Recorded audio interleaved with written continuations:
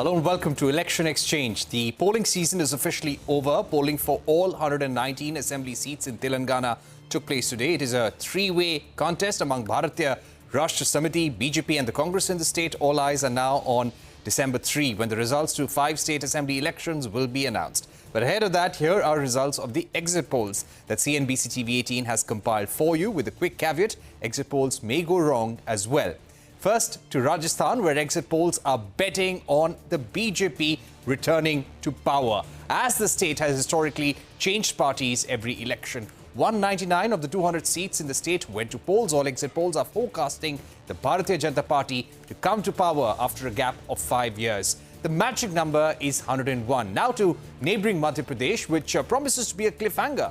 The BJP and the Congress heading towards a photo finish. Today's Chanakya poll is, however, an outlier. Remember, the Congress had formed the government after the elections last time. However, it collapsed later when a number of MLAs crossed over to the BJP. Telangana promises to be a cliffhanger as well. The Bharatiya Rashtra Samiti tally may reduce significantly.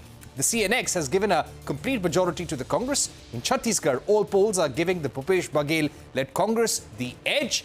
Today's Chanakya again giving Congress a thumping majority of 57 seats. And finally to Mizoram, where none of the polls are giving the ruling MNF or the Congress a complete majority. The Zoram People's Party could emerge as the kingmaker, or may be able to form the next government. Joining me now to take this discussion forward are Mahima Singh of the Congress Party, Syed Zafar Islam of the BJP, Khaliqur Rahman, senior leader of the BRS. Also joining us, senior journalist Sharad Pradhan, for a national picture as to what do these polls mean for the big general election in 2024. Mr. Rahman, if I can begin with you. This was going to be a tough election for the BRS. Do you agree that voter fatigue had set in and it was going to be difficult, and the odds were in favour of the Congress Party, as the polls are suggesting? Good evening to you, Prakshit, and good evening to all the co-panelists and to all the viewers of CNBC. In fact, every election is a tough election, and every political party takes every election very seriously. And likewise, even though we have been in power for the last 9.5 years, and we have performed exceedingly well on all fronts, and we have in fact made Telangana as a model state in the country. And when we took over the reins of Telangana in the year 2014, the Telangana was reeling under darkness. And the first and the foremost challenge before us was to address the power crisis and also the farmers' suicides. And we have been able to do that very successfully. So we have, in fact, the performance chart which we have presented to our voters, and they have the absolute trust in our government, which you will see on December 3rd. And in fact, because there are, so many exit polls, but we have even seen in the past, and now also we will see that these exit polls are done based on some, kind of sampling. Actually, it's not done, because if you go to one constituency, you pick up maybe a sample of about 100 or 200 people. That 100 or 200 people will not be able to give you the correct picture. So that we can't, take these exit polls, on its face value. So we are very confident that we'll get more than 90 seats. Yes, we'll get more than 90 seats. Yeah, you're saying that you're saying BRS is confident of getting more than 90 seats in this election, absolutely. well above the halfway mark. Let me also ask you, in case the need arises and you do not have a clear majority, Mr. Rahman, would the BRS be open to support from the BJP? This is a question that is being asked today. See, as for the BJP or the Congress is concerned, we have always, been very clear in our stand, and we have maintain the equidistance both with the Congress and the BJP. So under no circumstances, first of all, this kind of scenario will not arise. But hypothetically, if you want to ask me, we are not going to have any kind of support from the BJP. It's a very clear stand from us. But as I told you, I want to reiterate that because we are not going to have that kind of scenario in Telangana, because we are absolutely confident of crossing 90-seat mark. Mark my words. Okay. All right. So that's your prediction. And let's see what happens on the 3rd of December now. Zafar Islam, coming to you. All these states together, Madhya Pradesh, Chhattisgarh, Rajasthan, very relevant for the Lok Sabha picture. 65 of the 543 Lok Sabha seats come from here. It seems there are, of course, states where the BJP has an edge, but it seems to be a close fight everywhere. Do you think this was a difficult election for the BJP and somehow local leadership, local issues have really mattered? What were the freebies being offered? This really mattered to voters and made it difficult for the BJP? See, we are absolutely confident of our victory, not only in Madhya Pradesh, as you are showing, but similar kind of result you will see in Rajasthan, Chhattisgarh, and even it will be a surprise for everyone in Telangana. My friend was claiming that they will get 90 seats. Trust me, they will not even cross 30. More appropriately, if I say that perhaps they will be closer to 25. They will be in for a huge shock on 3rd, because there is a huge anti-incumbency against KCR and BRS, and most of the MLAs. There is huge anti-incumbency against those MLAs, and MLAs have not been changed. Clearly, that indicates that they are going to lose this election massively. Congress, from nowhere, they may get 25 seats, but the biggest beneficiary in this election will be Bharatiya Janata Party, where we will definitely confident of forming the government. 60 plus seats will come to us, and we will comfortably form the government in Telangana. So, whether last time we had lost 5-0 in 2018, but this time the exit poll suggests, in your exit poll, where whatever number you are showing, that either we are winning or we are very close. But we are confident that we will win every single state, except if there could be some variation where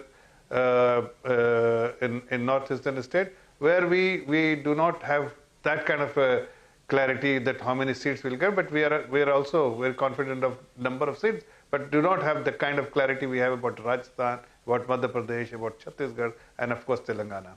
So people definitely. Right, so you're saying you're confident about 4 states, will claim not so much about Mizoram. But let me ask you the same question which I put to the BRS leader. In case you are in a position to be kingmaker, would you be open to a tie-up with the BRS? See, I do not want to speculate anything. These calls are always taken by the leadership, not by people like us. Leadership, what is the situation eventually emerge, and it is an evolving situation. I do not want to comment on the kind of arrangement one can even have with BRS or not have with BRS, or for that matter, any dynamics before the third outcome. So I think we will wait for the result to come on 3rd, and then of course, whatever the situation is, and I think the leadership is the best people to take a call, keeping the people in their mind, because at the end of the day, people have waited to be served by the political parties, and I'm sure that if we are absolutely confident of our victory, and then we will be in a position to serve on our own. But assuming for a moment if it doesn't happen, then of course, in a evolving situation, the leadership will take the appropriate calls. All right. Mahima Chaudhary, let me get you in at this point. What do you make of these exit poll numbers that have come out? Do you feel encouraged as a Congress party spokesperson? What were some of the factors which you feel really played out in favor of the Congress leadership in Chhattisgarh, for that matter? Jai Hind, I certainly feel reassured because here we live in the largest democracy of the world. While the Congress has put up a fight around people's issues, it is a people's fight that we have fought all along. The BJP's fight has been ridden with ego. It has been ridden with self-pride. And I think they have mistaken people's trust for invincibility wherever they've been. Wishing for a Congress Mukt Bharat, they forgot that opposition plays a critical role in this country. And so we have continued to put up our fight for the people's issues, which had, I think, been lagging behind, especially for the 9 years that we have seen, the last 9 years. So I think, issues like corruption, issues like infrastructure challenges, in a state like Telangana. We have seen Karnataka recently, Mr. Luthra. You see, when Karnataka happened, the exit polls that came out were somewhat similar.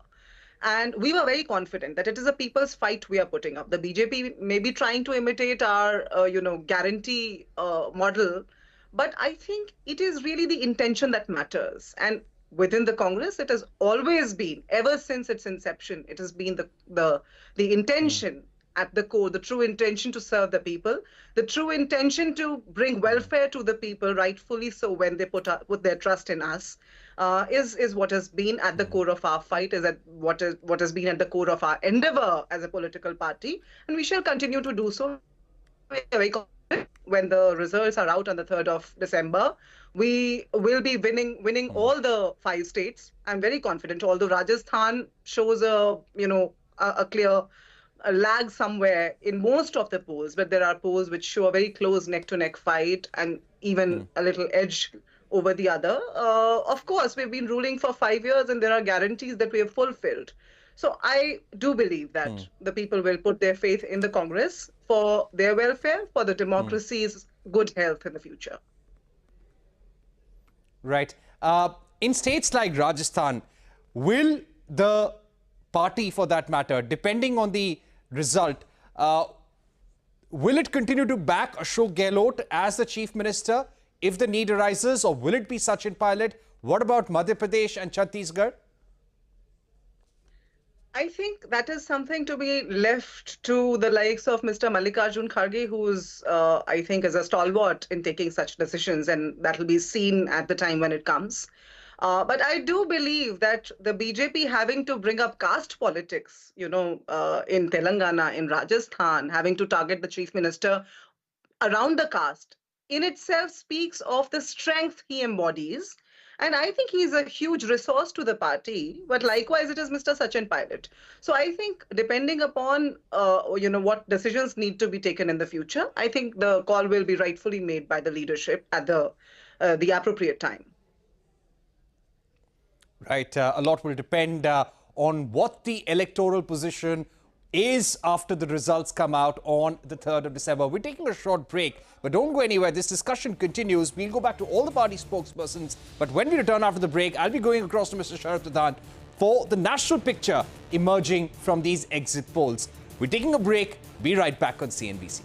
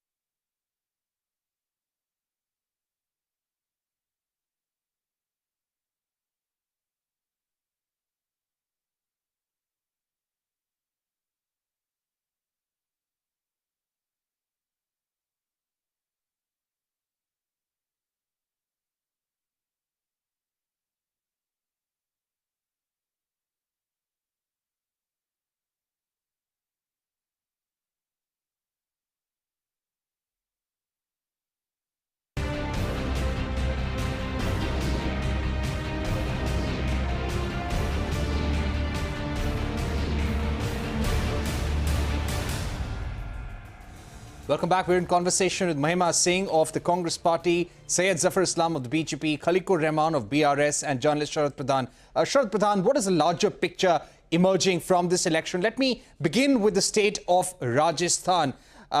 Do you think it's just the trend of changing parties every 5 years, or what are the factors that may be playing out in favor of the BJP?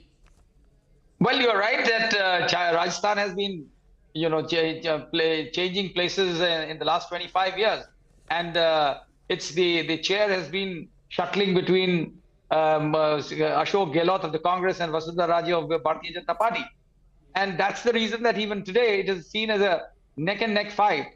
And but the fact that Vasudha Raje Scindia was sidelined for a pretty long time, and she was taken on board in the campaign by Prime Minister Narendra Modi towards the end.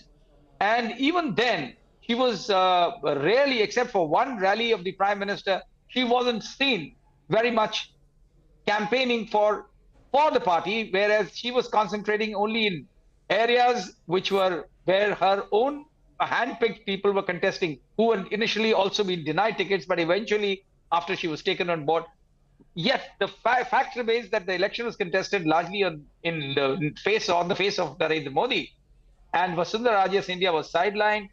So that did give the Congress an edge. But after she was on board, they seem to have picked up. But still, it is difficult to say which party takes the cake. But though, as you see in the exit polls, some of the reliable pollsters still claim that it is going to be a neck and neck. It's very difficult to say, but some have given edge to the Congress, but it remains to be seen. And if it is a close fight, then remember that BJP has enough resources, and in the past they have shown how the 24/7 poll party ensures that it takes away the government. Whoever may win, they form the government. So it's again going to be something of that sort, which had been, even after in the last election too, how Sachin Pilot was and managed to win away people to the government, but eventually it didn't work. So it got, and same thing happened in Madhya Pradesh.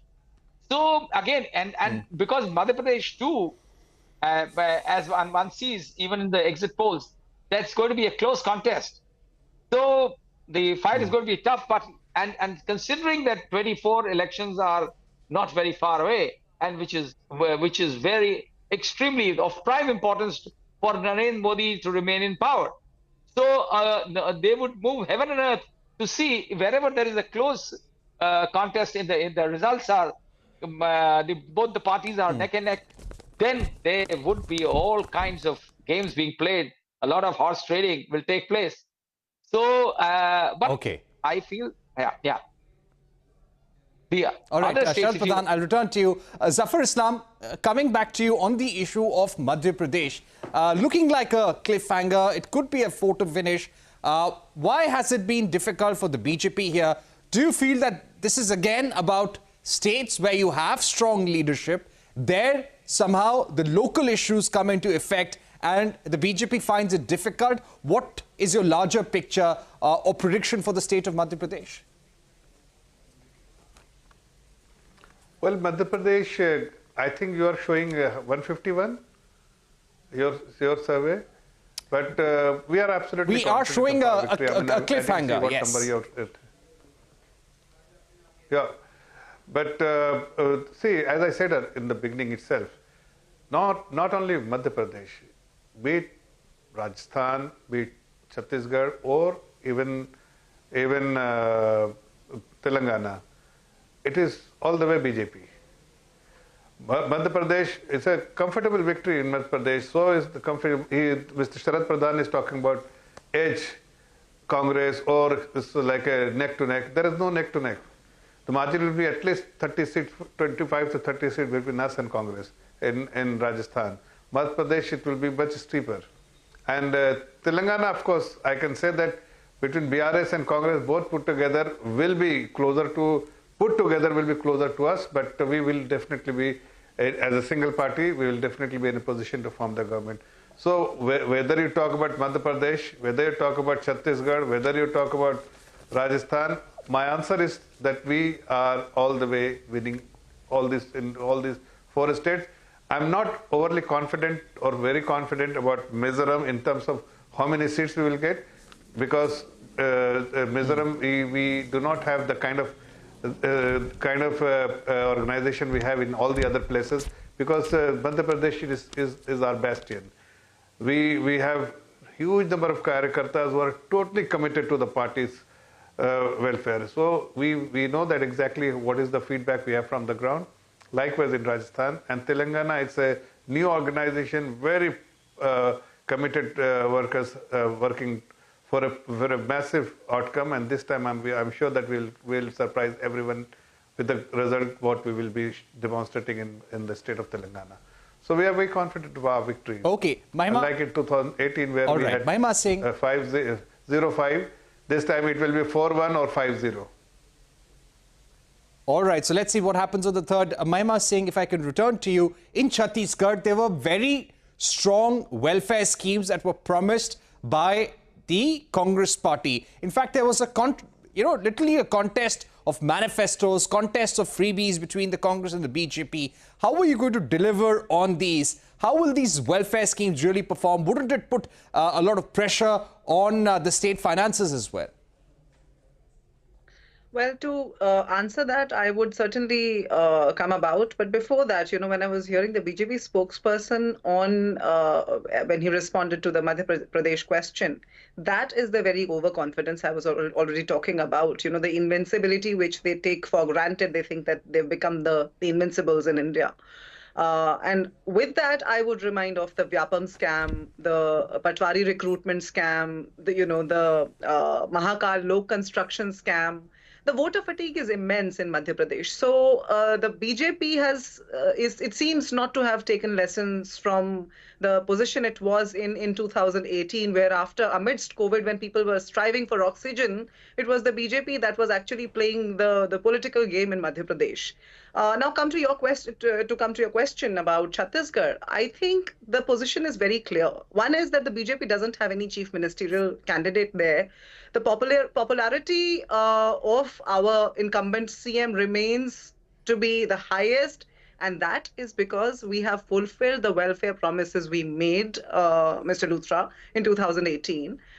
Likewise, in Rajasthan, we have fulfilled 95% of the promises we have made. Chhattisgarh, we have fulfilled the promises. And not only that, we have been looking at the challenges that the people are facing on day-to-day basis. The chief minister is a true people's leader who remains in constant dialogue with the people of the state at all times. And when you talk about the revenue, the fiscal position, I would remind you of the very recently released report of the RBI, wherein this gap has been studied, and amongst the top 5 states where the gap has increased, 3 of them are actually BJP-governed states. In fact, the only state where the gap has reduced is Jharkhand, which is, I need not remind, ruled by the Congress. So Congress knows its game very well. We know how to confer the welfare upon people, how to confer the resources upon people where they truly belong.